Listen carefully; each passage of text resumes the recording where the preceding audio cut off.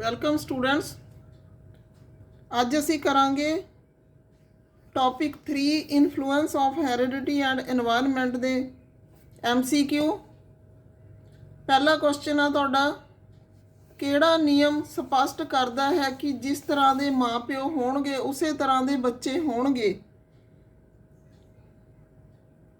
ਵਾਪਸੀ ਦਾ ਨਿਯਮ, ਸਮਾਨਤਾ ਦਾ ਨਿਯਮ, ਭਿੰਨਤਾ ਦਾ ਨਿਯਮ, ਉਪਰੋਕਤ ਕੋਈ ਨਹੀਂ।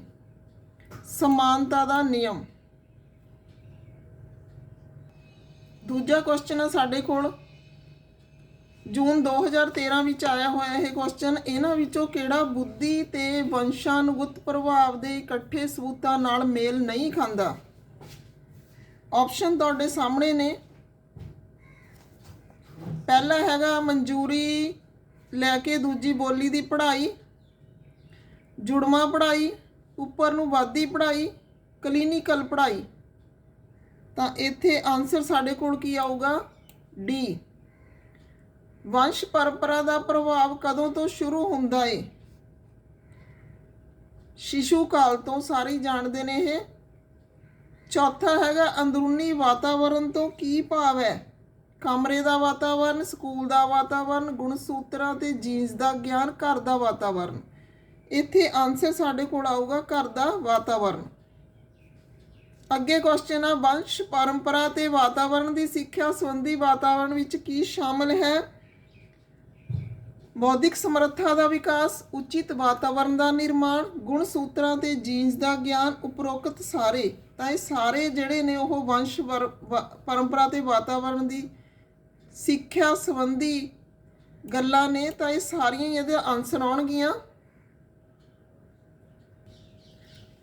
ਅੱਗੇ ਸਾਡਾ ਕੁਐਸਚਨ ਆ, ਇਹਨਾਂ ਵਿੱਚੋਂ ਕਿਹੜਾ ਵਿਵਹਾਰਵਾਦੀ ਨਹੀਂ ਹੈ? ਚਾਰ ਜਿਹੜੇ ਨੇ ਮਨੋਵਿਗਿਆਨੀਆਂ ਦੇ ਨਾਮ ਦਿੱਤੇ ਹੋਏ ਨੇ ਤੁਹਾਨੂੰ, ਥੌਰਨਡਾਈਕ, ਟਾਲਮੈਨ, ਸਕਿਨਰ, ਫਰਾਇਡ। ਤਾਂ ਸਾਡਾ ਆਨਸਰ ਕੀ ਆਊਗਾ? ਫਰਾਇਡ। ਮਾਤਾ ਪਿਤਾ ਦੀਆਂ ਸਰੀਰਕ ਤੇ ਮਾਨਸਿਕ ਵਿਸ਼ੇਸ਼ਤਾਵਾਂ ਦਾ ਸੰਤਾਨਾਂ ਵਿੱਚ ਰੂਪਾਂਤਰ ਹੋਣਾ ਵੰਸ਼ ਅਨੁਕ੍ਰਮ ਅਖਵਾਉਂਦਾ ਹੈ। ਇਹ ਗੱਲ ਕਿਸ ਨੇ ਕਹੀ? ਜੇਮਸ ਡਰਾਈਵਰ ਨੇ। ਹੇਠ ਲਿਖਿਆਂ ਵਿੱਚੋਂ ਕਿਹੜਾ ਨਿਯਮ ਸਿੱਖਿਆ ਦੇ ਅਧੀਨ ਨਹੀਂ ਆਉਂਦਾ? ਤਾਂ ਤੁਸੀਂ ਦੇਖੋ ਆਪਸ਼ਨ ਇਹਦੇ ਵਿੱਚ, ਧਰਮ। ਮਾਤਾ ਪਿਤਾ ਤੋਂ ਸੰਤਾਨਾਂ ਨੂੰ ਪ੍ਰਾਪਤ ਹੋਣ ਵਾਲੇ ਗੁਣਾਂ ਨੂੰ ਕੀ ਕਹਿੰਦੇ ਨੇ? ਵੰਸ਼, ਵੰਸ਼ ਪਰੰਪਰਾ, ਵਾਤਾਵਰਣ। ਇਹਨਾਂ ਵਿੱਚੋਂ ਕੋਈ ਨਹੀਂ। ਵੰਸ਼ ਪਰੰਪਰਾ। ਅੱਗੇ ਹੈਗਾ, ਵੰਸ਼ ਪਰੰਪਰਾ ਵਿਅਕਤੀ ਦੀਆਂ ਜਨਮਜਾਤ ਵਿਸ਼ੇਸ਼ਤਾਵਾਂ ਦਾ ਪੂਰਨ ਯੋਗ ਹੈ। ਇਹ ਕਿਸ ਨੇ ਕਿਹਾ? BN ਝਾ ਦਾ ਕਥਨ ਆ ਇਹ। ਇਹਨਾਂ ਵਿੱਚੋਂ ਕਿਹੜਾ ਬੱਚੇ ਦੇ ਉੱਪਰ ਵੰਸ਼ ਪਰੰਪਰਾ ਨਾਲ ਪੈਣ ਵਾਲਾ ਪ੍ਰਭਾਵ ਨਹੀਂ ਹੈ? ਸਰੀਰਕ ਲੱਛਣਾਂ ਦਾ ਪ੍ਰਭਾਵ, ਵਾਧੇ ਤੇ ਪ੍ਰਭਾਵ, ਚਰਿੱਤਰ ਤੇ ਪ੍ਰਭਾਵ, ਉਪਰੋਕਤ ਵਿੱਚੋਂ ਕੋਈ ਨਹੀਂ। ਤਾਂ ਇਹਦਾ ਆਨਸਰ ਆਊਗਾ ਉਪਰੋਕਤ ਵਿੱਚੋਂ ਕੋਈ ਵੀ ਆ ਜਿਹੜਾ ਉਹ ਵੰਸ਼ ਪਰੰਪਰਾ ਨਾਲ ਪੈਣ ਵਾਲਾ ਪ੍ਰਭਾਵ ਨਹੀਂ ਆ। ਫਿਰ ਹੈ ਸਿੱਖਿਆ ਜਿਹੜੀ ਬੱਚਾ ਪਰਿਵਾਰ ਵਿੱਚ ਪ੍ਰਾਪਤ ਕਰਦਾ ਹੈ। ਇਹ ਜਿਹੜਾ ਤੁਹਾਡਾ 2018 ਦੇ ਕੁਐਸਚਨ ਪੇਪਰ ਦਾ ਕੁਐਸਚਨ ਆ, ਪਰਿਵਾਰ 'ਚ ਕਿਹੜੀ ਸਿੱਖਿਆ ਪ੍ਰਾਪਤ ਕਰਦਾ? ਰਸਮੀ, ਬੇਰਸਮੀ, ਗੈਰ ਰਸਮੀ, ਅਰਧ ਰਸਮੀ। ਗੈਰ ਰਸਮੀ। ਵਿਕਾਸ ਪ੍ਰਪੇਖ ਸਮੇਂ ਦੇ ਨਾਲ ਨਾਲ ਕਿਸ ਵਿੱਚ ਵਾਪਰੇ ਪਰਿਵਰਤਨਾਂ ਨਾਲ ਸੰਬੰਧਿਤ ਹੁੰਦਾ ਹੈ? ਜੁਲਾਈ 2011 ਦਾ ਕੁਐਸਚਨ ਆ ਇਹ। ਤੇ ਇਹਦਾ ਆਨਸਰ ਸਾਡੇ ਕੋਲ ਕੀ ਆਊਗਾ? ਰੂਪ, ਅਨੁਕ੍ਰਮ, ਮੁੱਲ, ਉਪਰੋਕਤ ਸਾਰੀ। ਤਾਂ ਸਾਰੇ ਪਰਿਵਰਤਨ ਨੇ ਜਿਹੜੇ ਵਿਕਾਸ ਦੇ ਸਮੇਂ ਦੇ ਵਿੱਚ ਦੇ ਨੇ। ਫਿਰ ਹੈਗਾ, ਕਿਸੇ ਬੱਚੇ ਦੇ ਵਿਕਾਸ ਦਾ ਨਿਰਧਾਰਨ ਕਰਨ ਵਿੱਚ ਸੰਵੇਗ ਇੱਕ ਮਹੱਤਵਪੂਰਨ ਕਾਰਕ ਆ। ਸੰਵੇਗ ਦਾ ਸ਼ਾਬਦਿਕ ਅਰਥ ਕੀ ਆ? ਉਤੇਜਿਤ ਦਿਸ਼ਾ, ਤੀਬਰ ਗਤੀ, ਕ੍ਰੋਧ ਅਵਸਥਾ, ਭਾਵਨਾ। ਸੰਵੇਗ ਕੀ ਹੁੰਦਾ? ਉਤੇਜਿਤ ਦਿਸ਼ਾ। ਕਿਸੇ ਬੱਚੇ ਦਾ ਬੌਧਿਕ ਵਿਕਾਸ, ਸਰੀਰਕ ਵਿਕਾਸ ਤੇ ਸੰਵੇਗਾਤਮਕ ਵਿਕਾਸ, ਉਸ ਦੀ ਵਿਕਾਸ ਦੀਆਂ ਪ੍ਰਕਿਰਿਆਵਾਂ ਦੇ ਕਿਹੜੇ ਕਾਰਕ ਨੇ? ਤਾਂ ਇਹਦੇ ਵਿੱਚ ਅੰਦਰੂਨੀ ਕਾਰਕ, ਬਾਹਰੀ ਕਾਰਕ, ਦੋਵੇਂ ਜਾਂ ਕੋਈ ਵੀ ਨਹੀਂ। ਇਹਨਾਂ ਆਪਸ਼ਨਾਂ 'ਚੋਂ ਆਊਗਾ ਸਾਡੇ ਕੋਲ ਅੰਦਰੂਨੀ ਕਾਰਕ।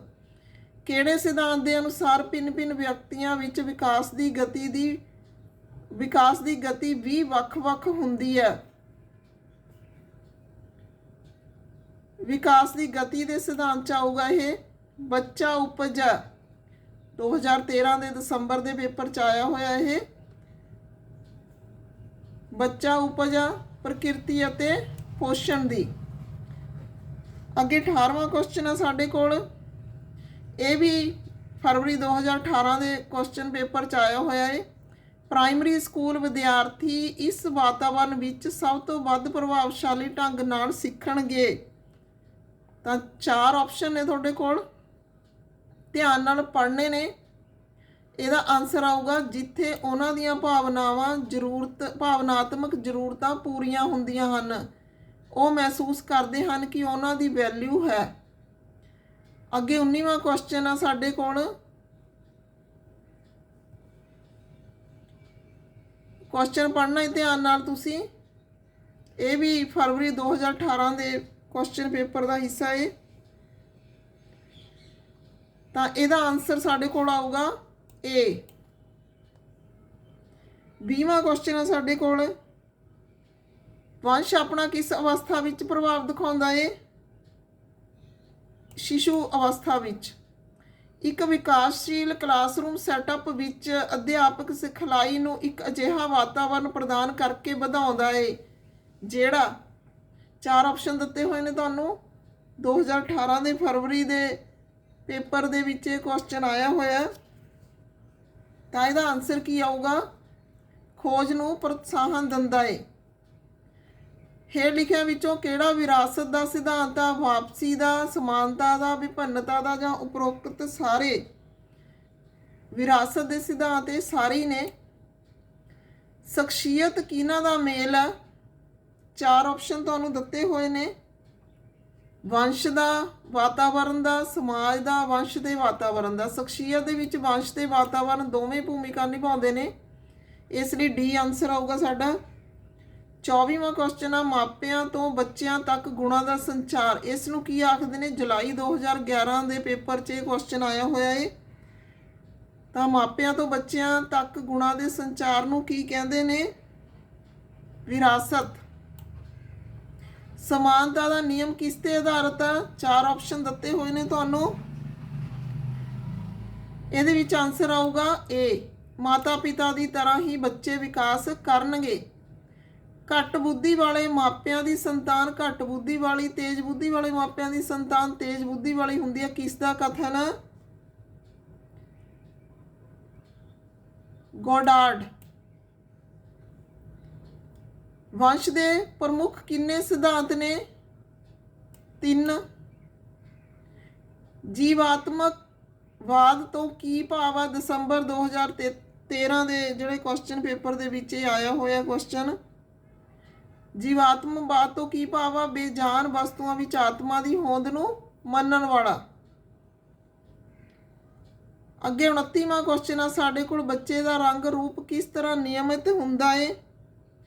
ਮਾਤਾ ਪਿਤਾ ਦੇ ਜੀਨਸ ਦੁਆਰਾ। ਭਾਵਨਾਤਮਕ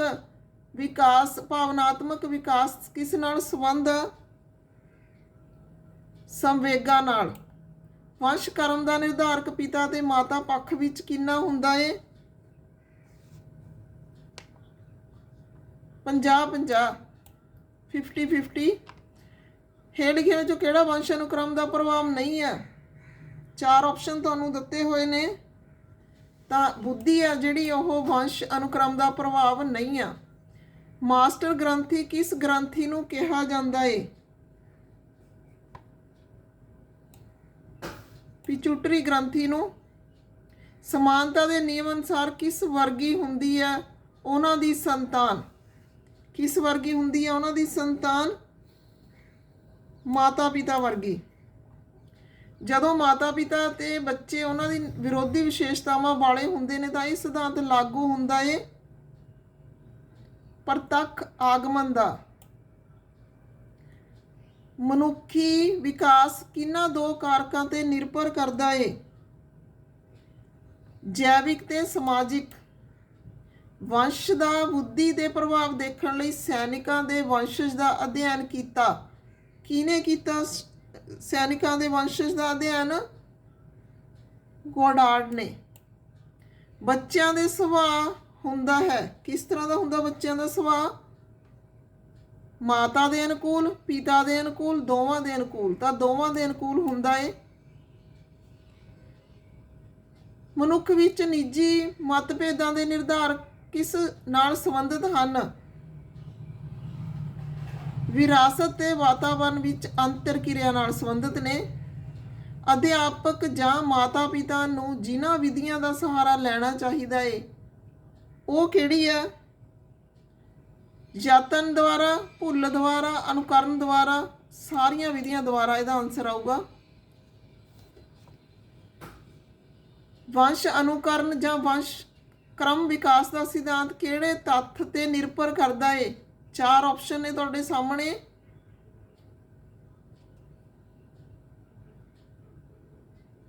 ਤਾਂ ਇਹਦੇ ਵਿੱਚ ਆਊਗਾ ਸਾਰੇ ਸਿਧਾਂਤਾਂ ਦੇ ਉੱਤੇ। ਸਾਰੇ ਆਪਸ਼ਨ ਸਹੀ ਨੇ।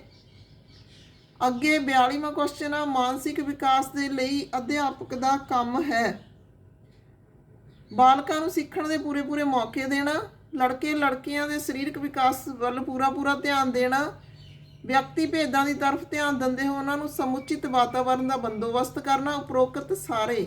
ਤਾਂ ਇਹਦਾ ਆਨਸਰ ਵੀ ਆਊਗਾ ਉਪਰੋਕਤ ਸਾਰੇ। ਇਸਤਰੀ ਦੇ ਜਨਨ ਕੋਸ਼ ਵਿੱਚ ਕਿੰਨੇ ਗੁਣ ਸੂਤਰ ਹੁੰਦੇ ਨੇ? 23। ਇਸਤਰੀ ਪੁਰਸ਼ ਵਿੱਚ ਹਰੇਕ ਦੇ ਕਿੰਨੇ ਗੁਣ ਸੂਤਰ ਬੱਚੇ ਦੇ ਸਰੀਰਕ ਤੇ ਮਾਨਸਿਕ ਗੁਣਾਂ ਦਾ ਨਿਰਧਾਰਨ ਕਰਦੇ ਹਨ? 22। ਵਿਕਾਸ ਦੀ ਪ੍ਰਕਿਰਿਆ ਵਿੱਚ ਵਾਤਾਵਰਣ ਅਤੇ ਅਨੁਵੰਸ਼ਿਕ ਦੇਣ ਦੇ ਯੋਗਦਾਨਾਂ ਦੇ ਸੰਬੰਧਾਂ ਬਾਰੇ ਮਨੋਵਿਗਿਆਨੀਆਂ ਵਿਚਾਰ ਵਿਵਾਦ ਸੰਬੰਧਿਤ ਹੈ। ਕਿਹਦੇ ਨਾਲ ਸੰਬੰਧਿਤ ਆ? ਪ੍ਰਕਿਰਤੀ ਤੇ ਪਰਿਪੋਸ਼ਣ ਵਿਵਾਦ ਨਾਲ। ਪੁਰਸ਼ ਦੇ ਗੁਣ ਸੂਤਰ X ਤੇ Y ਪਿਤਰੀ ਸੂਤਰ ਹੁੰਦੇ ਨੇ, ਜਦੋਂ ਕਿ ਇਸਤਰੀ ਵਿੱਚ ਗੁਣ ਸੂਤਰ ਹੁੰਦੇ ਨੇ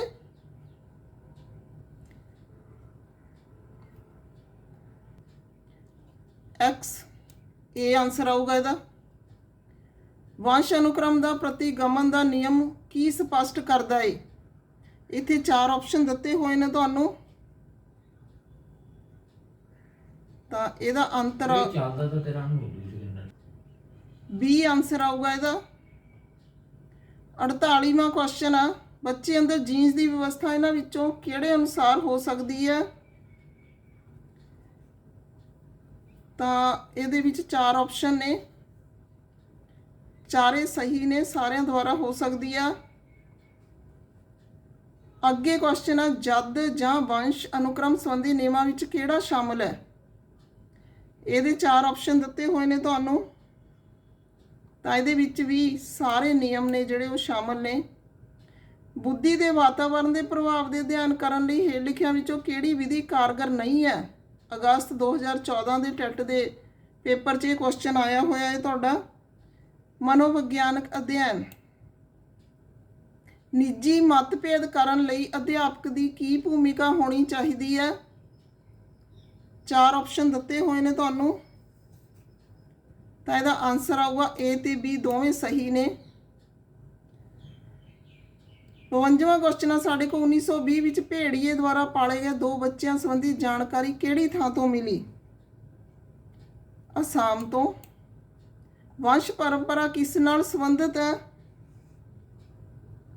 ਜਮਾਂਦਰੂ ਵਿਅਕਤੀਗਤ ਗੁਣ। ਅਗਲਾ ਕੁਐਸਚਨ ਸਾਡਾ ਦਸੰਬਰ 2013 ਵਿੱਚ ਆਇਆ ਹੋਇਆ ਹੈ। ਹੇਠ ਲਿਖਿਆਂ ਵਿੱਚੋਂ ਸਿੱਖਣ ਸੰਬੰਧੀ ਕਿਹੜਾ ਕਥਨ ਸਹੀ ਆ? 4 ਕਥਨ ਤੁਹਾਨੂੰ ਦਿੱਤੇ ਹੋਏ ਨੇ, ਚਾਰਾਂ ਨੂੰ ਤੁਸੀਂ ਧਿਆਨ ਨਾਲ ਪੜ੍ਹਨਾ ਹੈ। ਜਿਹੜਾ C ਕਥਨ ਆ ਉਹ ਸਹੀ ਆ।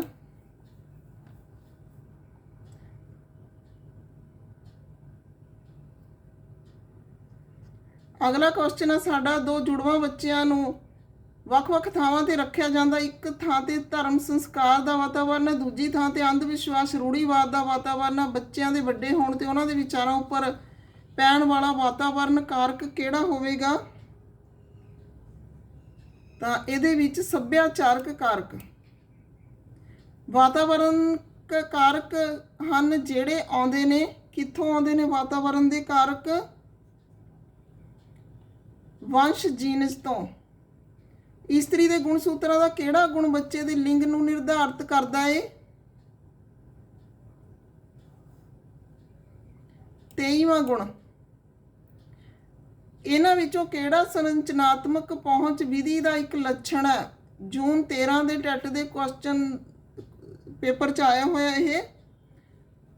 ਤਾਂ ਇਹਦਾ ਆਨਸਰ ਹੈ ਕਾਗਜ਼ ਪੈਨਸਿਲ ਟੈਸਟਾਂ ਦੀ ਗੈਰ ਹਾਜ਼ਰੀ।